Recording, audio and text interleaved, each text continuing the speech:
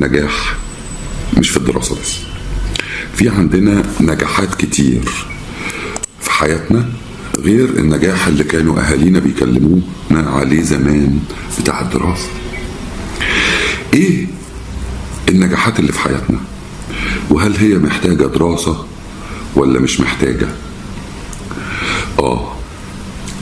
احنا عندنا نجاح في الحياة عامة، ونجاح دراسي، ونجاح عملي، نجاح علمي، نجاح رياضي. طب نقدر نلم الحاجات دي في ايه؟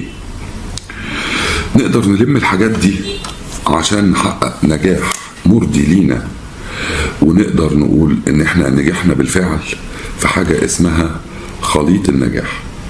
يعني ايه خليط النجاح؟ خليط النجاح ده خلطة صغيرة من حياتنا اللي احنا بنبتدي نعيشها. طيب عشان نعرف ايه الخلطة دي لازم نعرف اركان الحياة اللي احنا بنعيش فيها الاول. اركان الحياة دي هنسميها دائرة الحياة. ايه دائرة الحياة؟ دائرة الحياة زي العجلة، ما ينفعش عجلة فيها نقطة أطول من نقطة وتجري، فيبقى لازم حياتنا تبقى متزنة بشكل أو بآخر عشان نقدر نحقق الكلام ده. طيب إيه هي بقى دائرة النجاح أو دائرة الحياة؟ أول نقطة في دائرة الحياة الحياة الأخلاقية. الحياة الأخلاقية دي لازم الإنسان يبقى ذا أخلاق، يحط قانون لنفسه أخلاقيا. طب في حاجة بعدها اسمها الحياة الصحية. الواحد عشان يقدر ينفذ أو يقدر يمشي في طريق النجاح لازم يبقى صحته كويسة إنه يقدر ينفذ المهام المطلوبة منه عشان ينجح. طب في حاجة بعد كده اسمها الحياة الشخصية. الحياة الشخصية دي فيها بقى تقسيمة كبيرة، منها الحياة الثقافية، الرياضية، الهوايات، الواحد بيتبسط ازاي، بيقدر يتخطى المشاكل بتاعته الحياتية ازاي. دي الحياة بتاعت البني آدم الشخصية. بعد كده هندخل على حاجة اسمها الحياة الأسرية، أو الحياة الأكبر شوية اسمها الحياة العائلية. الواحد وأسرته وعيلته، والده والدته، إخواته، زوجه، زوجته، زوجها، الأولاد. بعد كده العيلة، صلة الرحم، إزاي الواحد يقدر يعيش مع عيلته ومع أسرته. في بعد كده حاجة اسمها الحياة الاجتماعية. كل واحد فينا عايش في مجتمع.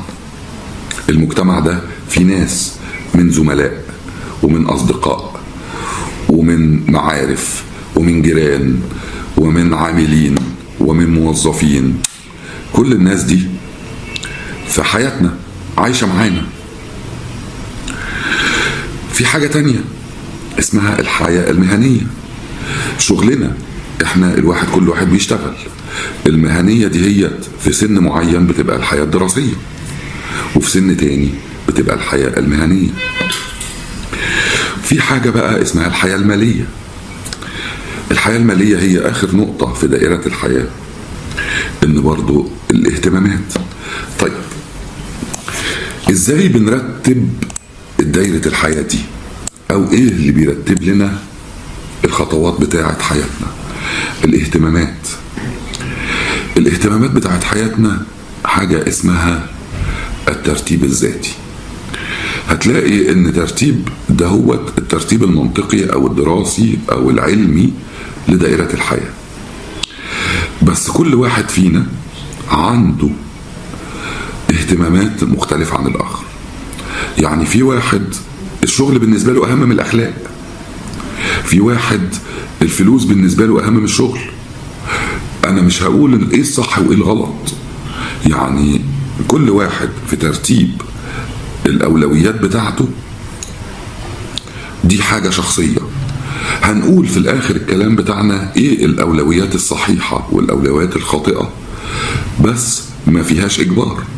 بس لازم كل واحد فينا يمشي في دائرة الحياة وينفذ كل خطوة فيها بطريقة صحيحة عشان نقدر نبقى أما ننجح يبقى نجاحنا مرضي. وهنكمل معاكم في خطوات النجاح.